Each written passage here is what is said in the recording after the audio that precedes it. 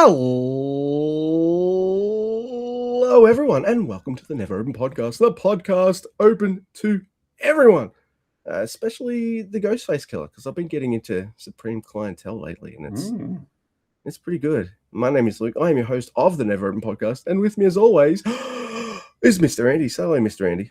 Hello, Mr. Andy, and hello to Raekwon as well. Cuban He's Links, the chef, baby. He's pretty great.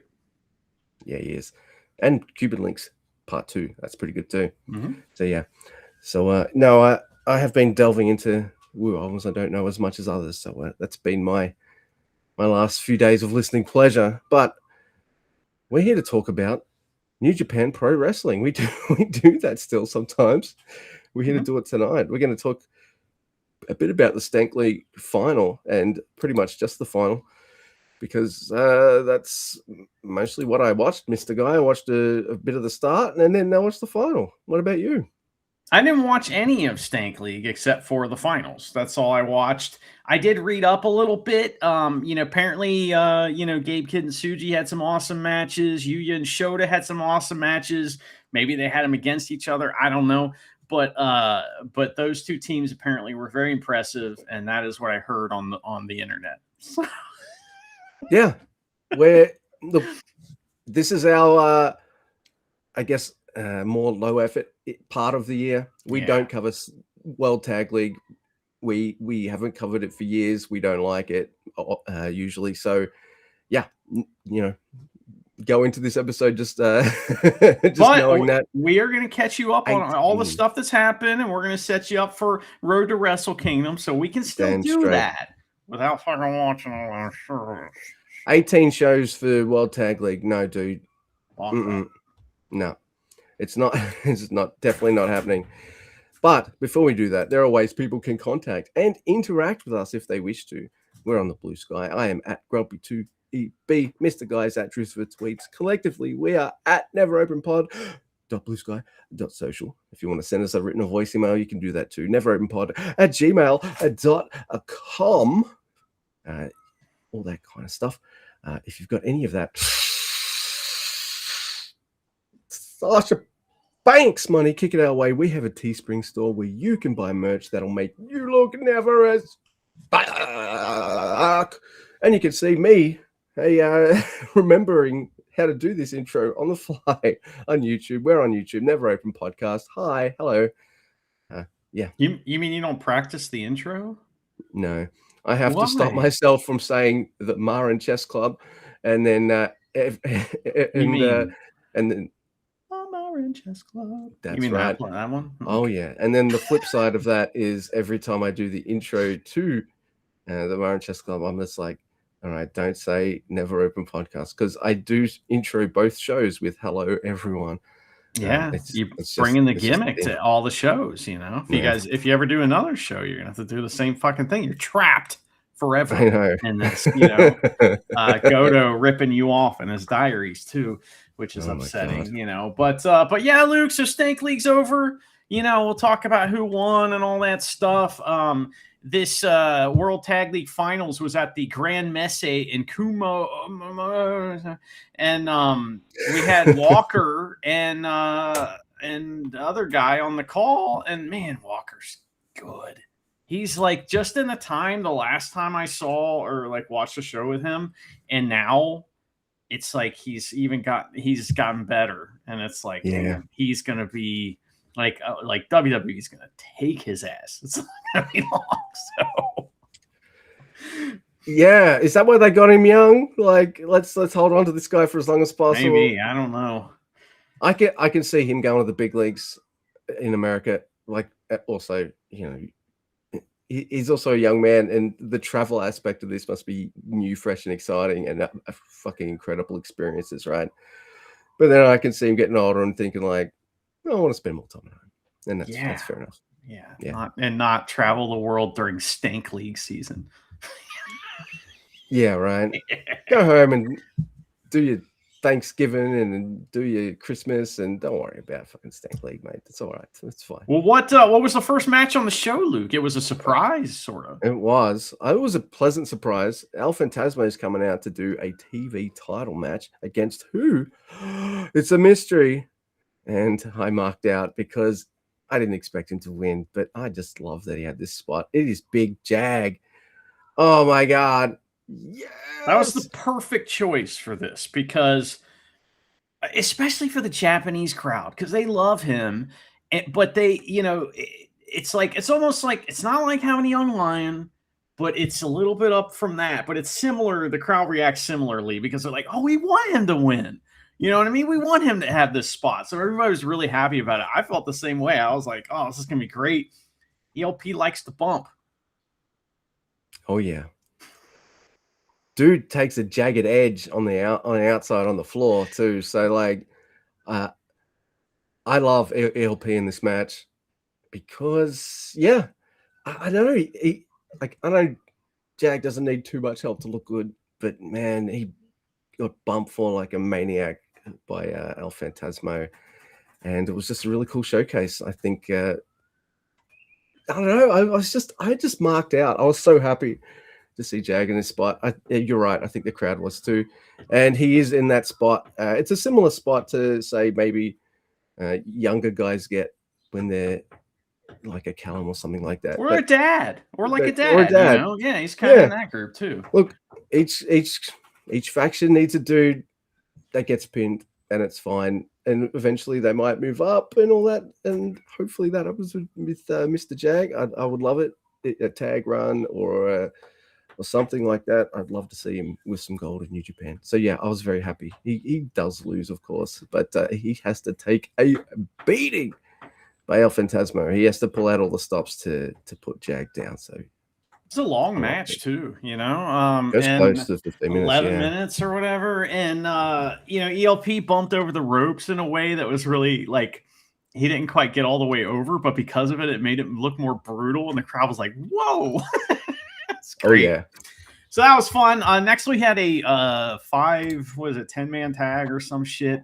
It's we got Masamoto, Murashima, Bolton Oleg, Yoshihashi, and Goto, the fucking Fisherman, versus Monster Cheese, Lance Archer and Alex Zane, Yasuda, Kojima, and Taichi. Now, Monster Cheese now have their own entrance music, and it's funny, but that's it. You know what I mean? Like they like have a couple patches that kind of match on each other's gear, but that's it. And we get a lariat for the win. Who wins? Somebody wins with a lariat. Oh, Mr. Bread wins. Come on, man. He takes out who wins with the lariat. He takes out Matsumoto. Matsumoto had kind of gotten over on him a little bit, like early in the match. It's so like Mr. Bread's down. Oh my God, he's gonna lose to Matsumoto. No, he gets fucking lariat of death, like you said, Baguette. I hate Goto. I know you do. Just wanted you to know that. I know you do. All right. So next we've got Yoshinobu Kanemaru and Don Farley versus El Desperado, Shomakato, and Shiji Ishikawa. Shiji. Sound like somebody's really drunk trying to say like something else. Shiji. I'm trying to go to You're asking for directions to someplace. Do you know where Shiji is? Do you mean the city? Do you mean Can you take the cotton out of your mouth when you talk, please? Yeah. I like it. This is a really short match where Sho Mikado gets grenaded and pinned by Sho. It's fine. Yep. That was a match that we watched. Next week we had Doki. Oh my God. And Yujiro Takahashi versus Taiji Ishimori, Drilla, and Shingo. And you could see that Drilla and Shingo have really developed like their tag team together. You know, they're doing the War Dragon, double, Dude, that's awesome. Whatever the fuck, and Alas the Dragon or some shit. And that's really fun. Does it to Chase Owens. It's very sad watching Doki walk out with two complete fucks. And like, just like, what are we doing?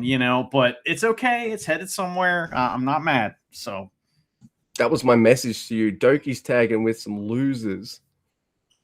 Yeah. And he was, yeah. Oh my goodness.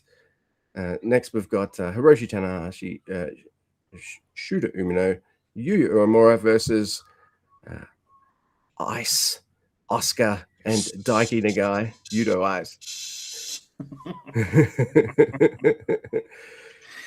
This is great stuff. I like that they bring up that hey, Yudo pinned Tanahashi during the tag league. So there is that. So that's pretty cool. Kind of got his win back there, which is nice. This is pretty cool stuff. I am continually impressed with the Knockout brothers. I really like them. So this was really cool stuff. And I like seeing them beat the hell out of Yuya Uemura and Shota Umino. But then Daiki Nagai is there, and he's getting high flowed big time because it's Tana's last match in this place, right? Which allows him to say goodbye to everybody there. Kind of got bummed, when this first, I don't really, I haven't really had much emotion towards Tanahashi retiring, but as soon as he walked out for the show, I was like, oh shit, it's more real. I was like, this is one of the last shows I'm going to see Tanahashi wrestle on. And then, of course, then English commentaries like, oh, it's going to be one of the last shows you see on. I'm like, yeah, I know. I was just thinking that, but it's their job to remind you. And I don't know, man. I'm like, I'm thinking like he's gonna face Fujita as his last non-Wrestle Kingdom match, and that's really cool. That'll be at Kurgan Hall on the Road 2 show, so I'm really happy about that. That's going to be a very emotional match. This one was somewhat emotional for me, Luke. It's more real. Are you okay? No, I'm not okay. See, when Tanahashi says it, a year ago, hey, I'm going to retire at Wrestle Kingdom, you're like, cool, all right, cool. So you should. And then you just kind of move on, and you see Tanahashi wrestle, and he's retiring soon. Yep, he's retiring soon. Yeah. Holy fuck, he's retiring in a couple of weeks. Okay. Oh shit. I don't like that. But you know what? Oh shit. I was thinking to myself, who is the main character of New Japan? Ever since Okada left, it's been Tanahashi, right? He's been the main character of New Japan. If it's not evil, which I don't think it's evil, but. So who will be the main character of New Japan? That's what Wrestle Kingdom's all about this year, right? And it's going to be Tsuji. So I'm happy about that. Give me some Tsuji. We want everyone the Tsuji. Oh my God! Next, Luke, we got something to talk about, and I do not like it. I like Callum Newman's heel shit that he's doing, right? He is a fucking asshole, and Great O'Con's helping, egging him on and stuff. It's Great O'Con, Callum Newman versus Hiromu Takahashi and David Finlay. And Finlay and Takahashi and Hiromu, they attack before the bell, because it's Finlay rubbing off on Hiromu. And I'm sure there was lots of good stuff with that during the World Tag League. I'm just not willing to watch it. But this does end in a DQ when they won't stop fighting. But then David Finlay gets the mic and he's like, oi, hey, remember how we had that cage match and that was a thing? Well, it's going to be my War Dogs versus your United Empire, and we sure are going to fight in the cage or something. They didn't say anything about a cage. There's some good things going on here. There's one very good thing that you may not know about. That match has already been announced, and Callum Newman's in it. Great O'Con's in it. And also Hinari is making his triumphant return to New Japan. Okay, so that's great. The other two spots are mysteries. So it's just X next to the two other spots. So hopefully not TJP, hopefully not Templario, hopefully two new guys, that can make, this makes me believe make one of them Akira. Right, yeah, good call. We got to get Akira back in. And then a new dude, a new member. Yeah. This gives me hope for United Empire. Not that I care if they go away or not. I don't really care either way. But I mean, it's I felt like that was going to be the end of them at Wrestle Kingdom. Maybe it still will be. Maybe this will end with guys joining the other factions. There's going to be all kinds of shakeups. But I found that whole situation was just kind of a little messy. I don't know if I like it. Yeah. It's a bit weird when the Empire boys are kind of turning heel on heels. So, but when you're with Hiromu, are you a heel? It's it's very confusing right now, and I don't know if I like it. No, I know how you feel. You want to talk about another match I didn't like that much? Yeah, it is Yano and Wato versus Evil, Ren Narita, and Sonata for the Stank belts. And oh,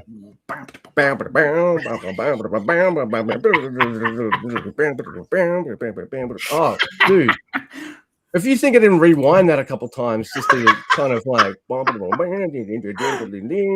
that's the best thing about the Stank League. Oh, that's funny. Look, yes, there is entertaining things that happen in this match. There are. Yes, but I don't like the finish of this match at all. There's interesting things. You've got Kanemaru doing his, hey, I still got a referee license kind of thing. Yeah, that was fun.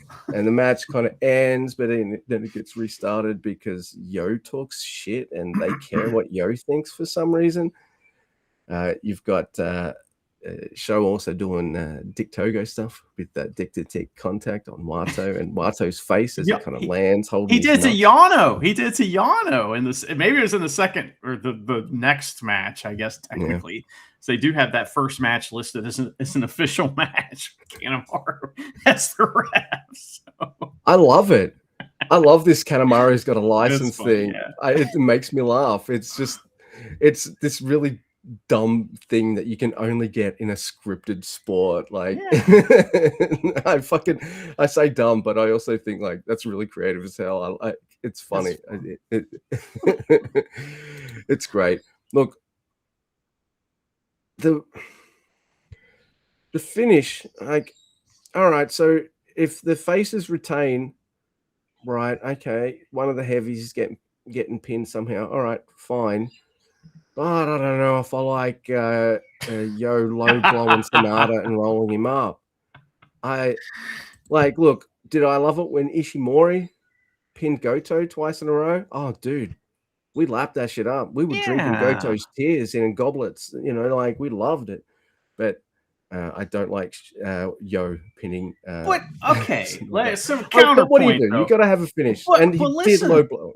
Yeah. Well, listen though, Sonata is kind of the Yo of House of Torture, right? And in the weird fashion way and all that goofy shit, they're a perfect rivalry. So, like, I think that rivalry would actually bring out a lot of cool shit out of Yo because he's going to be dressing up silly, and it will actually make sense this time why he's doing it. And I don't know, I kind of like that. I hope that they continue to feud. But Luke. This brings back a segment because whenever the Stank belts are defended, we must reach to the past and learn what happened on this day in Stank belt history. Luke, did you know that the Stank belts have only been defended one time in the month of December? And it was all the way back in the faraway time of New Japan's highest moments. December 17th, 2017, Road to Tokyo Dome. The match was Los Ingobernables, Evil, Bushi, and Sonata versus Bad Luck Fale, Tama Tonga, and Tonga Loa, your favorite wrestler. And guess who won? Bullet Club won. Bad Luck Fale, Tama Tonga, and Tonga Loa became the Stank Belt champions. Then at Wrestle Kingdom, there was a gauntlet match, also involving Michael Elgin and War Machine, and like Hanson and whatever. Those guys were good, but Michael Elgin, tremendous wrestler, douchebag. But the winners of that, in fact, are Beretta, Trent Beretta, Toriano, and Ishii, the Chaos team. So that was on Wrestle Kingdom 12. So there you go. That's this day in Stank Belt history. Wow. That's tremendous. And look, there's also some stuff during and post-match from this Stank Belt match that I still am not 100% sold on. And that is Evil having a never open title match against a young lion. And I want to be proved wrong, and I hope I am, but I'm just not excited for it. I'm sorry. That's right. We had Eddie Munster, and he came. Oh, man. Luke, I totally forgot about this part.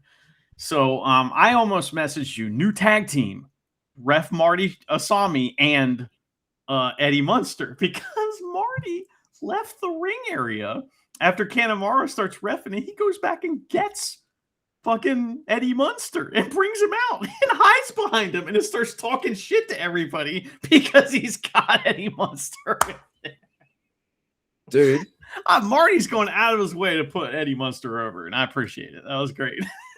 Dude, Marty Asami is legitimately like the greatest referee in wrestling of all time. It's pretty awesome. He makes me laugh. He makes me laugh. Yeah, that was awesome. And he's legit fucking awesome as well. So, nobody bumps like him, you know. So. No. And nobody acts like a chicken shit like him and gets over. That's the thing. He's being a total chicken shit, and I'm like, Marty, you are awesome. So, you're short like me, dude. So you know, I do a bit of that. Do you? Okay. No, I would do a bit of like, hey, I've got this guy with me now, so you can't. Yeah, now I'm talking shit. You know, that's right. Well, Luke, the World Tag League Finals, it turns out that Gabe Kidd and Tsuji won their block, which was definitely the block A, B. And Riho Aiwa and Zack Sabre Jr. won their block, which was definitely. And so they had to wrestle each other. And this match was good at times. I thought it was kind of off. I thought that the timing on a lot of the moves were off, and they just didn't look like they were in sync at many times during the match. That's the way I felt about it. Fucking Gabe Kidd gets gripped the fuck up by Riho Aiwa, and TMDK win World Tag League. Great. Look, I knew they were going to win, and it wasn't because of spoilers or anything like that. It was because my brain, and I didn't know about the kind of, we're going to challenge the New Year's Dash thing yet for the tag titles. But my brain immediately thought, like, Yota Tsuji's too busy for this bullshit. Like, are you fucking serious? Yeah, like, what the fuck are you? So it was like, I guess if I had have been more invested in the Stank League and we get to the finals, you would have had a like some kind of rant from me going like, oh, they might have well just given them the trophy because there's no way that team's winning. Yota Tsuji's fucking busy. So it should have been maybe another team to maybe be a bit more like kind of, oh my God, who will win? I don't know. Like, yeah, like Kid could have taken a loss in the previous round or whatever, but yeah, it was just a weird final. And it's weird because I didn't really watch much Stank League. And then I get to the final and I'm thinking to myself, I already know who's winning this. I'm like, oh. Okay. Took all the fun out of Stank League because it's always so fun, you know? Yeah. It's not that fun. And then I watch like one show from start to finish and then fucking like, I know who's going to win this match. Yeah. So guess what? I was right. Yeah. Oh, okay. Awesome. It was, yeah. I zipped through that show, man. That show was like 2.5 hours long, maybe less. I don't know. I zipped right through it. I was like, damn, that's over. Okay, cool. Done with Stank League. Thank goodness, you know. But Luke, we have one more show between now and Wrestle Kingdom, right? It's the Road to Wrestle Kingdom, which is always a blast. We did learn that we are absolutely having New Year Dash this year, which is awesome. So I always like that instead of whatever dumb bullshit they do instead, like Wrestle Dynasty or something like that. I remember that last year. What the fuck was that bullshit? So I'm happy that is what they're doing this year. It's kind of more, it's like they tried the 2-night thing. They've tried this and that and the other. And they tried the Noah thing. You know what? This year we're going to go back to the traditional Wrestle Kingdom. And I like that. Yeah, I like it too. No, yeah. And it kind of set a trend in American wrestling that I was just like, all right, because I reckon WWE saw them do 2 nights of their biggest show of the year and thought, you know what, we got a biggest night of the year. I think they did it first. That's what I think. I thought New Japan did it first, but maybe. Yeah. Either way, I don't like WWE. No, me neither. But I also don't. One night it makes it more special. I Wrestle agree. Kingdom. Yeah. You know, I understand you want to fit as many of your boys on the main card as possible, and you can do that more comfortably over 2 nights. But hey, It's got to be special. It's more chuck them all in a gauntlet or a Rambo. It's fine. So I don't know. Yeah, it bums me out a little bit that Zack Sabre Jr. doesn't have a match at Wrestle Kingdom. I know it's New Year's Dash and he's going for the tag titles then. That's fine. But it kind of bums me out because he's one of the best wrestlers in the world. Yeah. Well, we'll see what happens. I just the card for Wrestle Kingdom is already announced. We're not going to go over it today, but we will on the Road to Wrestle Kingdom show. Yeah. And it seems like there's not a lot on there. You know what I mean? But we'll talk about that another time. But yeah, the Road to show is going to open again with a open challenge for El Phantasmo. It should be someone from another promotion, maybe. For the Kurgan Hall show, or that they're going to do that for Wrestle Kingdom. Chris Brooks, I know that's Zack Sabre Jr.'s buddy, but man, somebody like that would be really cool. Or some like Jun Kasai or some crazy, Japanese wrestler that everybody loves. I would love to see that. I really don't. I hope it's not someone from AEW or just another wrestler that doesn't have a match on the show that's in New Japan. That's my take on that. I know they'll never do it. Part of me wishes it's Naito, or Naito comes out after the match and says, "I'll see you at Wrestle Kingdom." Real quick tangent. So Noah has booked. They have their New Year's show, and they booked Bushi and a mystery tag partner, and they're going after the heavyweight belts. Okay. So you think, well, it's Naito, obviously, but I really wish it wasn't. Like, I not that I'm going to watch that show, but I feel like the good booking would be it's some new member of their faction, right? Maybe it's that they have like a young lion now that's like, it's somebody's brother. It's Matsumoto or Yasuda's brother. He looks just fucking like him. Like, just like him. It's wild. So, either that or I got worked by the internet and it was actually Yasuda hanging out with them, which I doubt. But so you do that and you do, it's a different guy and everyone's like, that's kind of disappointing. But hey, Bushi, Bushi won the title and we got this other guy that's exciting. And then after the main event, then Naito comes out and challenges for the title. That's how you do that, man. That's my opinion. And then now everyone's wondering, was Naito not here? What the fuck? And then he shows up at the end. But then you're making your whole show about Naito. So I don't know. Maybe it should be. Yeah. I don't know. It's weird. I part of me misses him, but another part of me remembers his last year in New Japan. Yeah, it was kind of rough, dude. Real bad. Yeah. Well, we got a couple 6-man tag matches, or a 6-man tag that's got a bunch of people, and then a 10-man tag that's got some people. It's House of Torture versus the other guys. Then we got another 6-man tag, and then we got something interesting. There's the 5th match is a 30-minute 3-way tag, which is Kukai, El Desperado versus Sho and Doki versus Daiki Nagai and Taiji Ishimori, which what a team right there. I love that team, so that'll be fun. And that'll be kind of like a preview for Wrestle Kingdom, obviously. Then there is another 6-man tag. And then there is the main event, which is the match I'm the most interested in, which is Hiroshi Tanahashi versus Fujita. Tanahashi's second to last match in New Japan. He's going to go hard. And Fujita's definitely going to go hard. So I think that's going to be, that might be better than what they, than the Okada match. We'll see. There's some other interesting things like just the idea of Gato tag teaming with Hiromu Takahashi and Shingo Takagi is hilarious to me and surreal. I want to go to there just for that. I want to see that dynamic. And yeah, this 3-way tag team thing looks interesting. But yeah, they got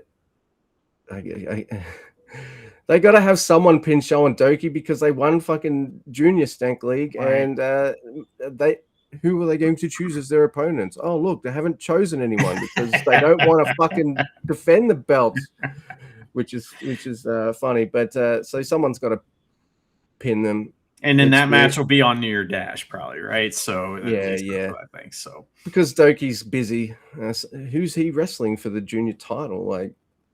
Well, nobody. He doesn't have a match on Wrestle Kingdom. Remember, it's the matches for #1 contendership. So there's going to be all kinds of shenanigans with that. You know what there's going to be. It'll be fun. Yeah. So. Look, I'm ready for dual belted Doki to eat a pin to set up a match, and hey, I won't be mad if it's El Desperado and those two gents are like, let's do the match we were going to do last year. Let's fucking crush it. Yeah. I think there's just an opportunity for Doki to turn face too. Yeah. So I mean, show the turn on him or something. Yeah. I mean, either there or New Year's Dash. Yeah. Headed, so I mean, I hope so. If not, whatever. It'll be a fun show. But yeah, that's kind of where we're at with everything, New Japan wise. I don't know of any news or anything to fill you in on. So there was a press conference with a lady wrestler that's just come out with Saya Kamitani, but I don't really know what that means. So it's New Japan Strong Women's Champion Saya Kamitani was named Tokyo Sports Day women's match, which will be great. They're the second match on the card, which is okay. I wish it was further down, but that's cool. That's fine. Yeah, it's an actual singles match, and it'll be really good. So with Japanese wrestlers, so I like that. Do I love the Joshi wrestling get your shit in match? Yes, I do. I do. They're always amazing. Can we have them wrestle for 20 minutes? They won't get 20. They'll get 12. But I know 12 is plenty. It's just and those two already had a fucking killer match that we saw recently. So I mean, they're gonna crush it. I'm looking forward to that. That'll be fun. Yeah, same. Yeah, it's very exciting. It's one more show to Christmas, so there's probably one more Never Open podcast to come this year, maybe. Yeah. We might have a star rating spectacular and talk about all of our favorite matches and stuff and moments for our 2025. We love to go to the past, and talk about what happened before, and to go through it in detail. And sometimes it takes hours, and we'll record the whole thing and put it out. Yeah, exactly. It's worth it. And because I've learned a lot of editing skills this year because of the Myron Chess Club, we're both tag teaming the editing and back and forth. And okay. Oh shit! Did I say that out loud? Oh no! Now we have to. No. But yes, I can help with editing things now, Mr. Guy. If you ever need that, God damn it! Now I said it on the show, and it has to happen. It's on the record. Yeah, because if you said it on the show, it is real. That should be under our. It should be everyone. We're open to everyone, including Yoshihashi, and everything we say is real. That's right. We don't fake here. No.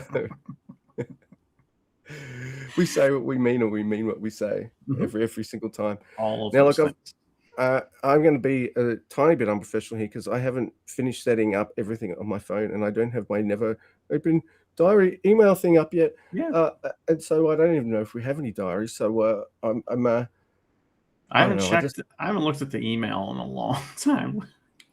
To be honest, bro, I just wanted to talk to you about wrestling and and all that kind of stuff. So that's the big joy for me. So I appreciate that. And I like to talk to you too about stuff and things and pro wrestling. Yeah.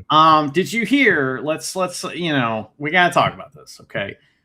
Did you hear that Cena retired? Right. Did you hear about this? Do you know about this, Luke? Well, didn't he retire at WrestleMania or something? I don't know. Saturday night main event, like, all right.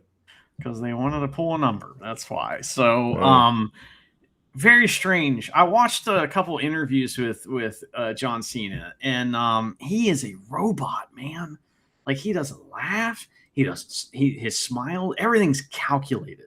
And it's like Cody Rhodes, kind of. They're like the same guy, like in that way, or Cody Rhodes wants to be him. It's just very calculated. So nothing they say sounds like genuine. It just sounds like shit they're reading off something, but he kept saying this weird thing in the interviews. He'd say, wrestlers don't retire. I'm the only one to ever do it. And so I'm retiring on this date. It's like, And I guess he's trying to take a shot at the Ric Flairs and people like that retire but then come back. But it's like, so to take a shot at them, you sound like an idiot. Yeah. It makes me make this face. I don't like that. I smell poo in the room when I hear that. So that was weird. Yeah, I know what you mean about saying that. He feels like company stooge man, line tower extraordinaire. Yeah. He's like, he's towing his own brand line along with, you know what I mean? He's got like, he's towing a lot. So, he went from ragging the Rock into turning into the fucking Rock. Yeah. Yeah. Good call. He would very much like to be the Rock, you know, which I get it. Again, Rock's very successful. But so the match, this is the part that's interesting. All right. And I read some of the discourse because I find it interesting. I thought this is a good finish. So they had a tournament, and the tournament winner got to face Cena in his last match, and Gunther won the tournament. Great. Awesome. Gunther is like top heel. He should be. If he isn't, I don't know. I think he's top heel now if he wasn't before. He's a tremendous wrestler, and he has like slid in there perfectly, and he's just like the top. He should be the top heel. So he wrestles Cena. They have a match. I didn't watch it, but I did watch the finish. And in the finish, Cena is in a chokehold, and that's like, or a sleeper hold, and he's got, Gunther's got him all the way wrapped up. He gets out for a second, but no, this is it. He's finally got him, right? So never give up, right? Well, Cena, and you may have seen the meme already because it is an instant meme. Cena smiles in the hold and taps out, and it is a weak tap out. Like, I wish he would have been, like actually tapped out, but he just went like that, and the match was over. So he gave up. People are mad. They are real mad. Cena should have won the match. He win. He never gave up. He gave up. And people are real mad about it. And I find that fascinating. Like, that's like, why would you be mad about him losing his last match? Like, but it's like, even the smart marks are mad about it. And I don't get it. Like, how do you lose on your back? You're helping Gunther a lot. Dude. Yeah. Hey, I think it's awesome. Just from what you've said, I think that's fucking, like, I feel happy for Gunther, like, for this whole thing. Yeah. I wish Cena wouldn't have smiled, but I guess the idea is he wasn't giving up. He was letting go. Right. That's the idea. Wow. So wow. Very deep. WWE wrestling. Someone on the writing staff had played New Vegas Dead Money or something. Oh, yeah. Got a fear of letting go or something like that. By the way, I'll be watching that tonight with Charity. Oh, Fallout, comes out today. I can't watch it without her, and she's working and I'm home, so I have to wait.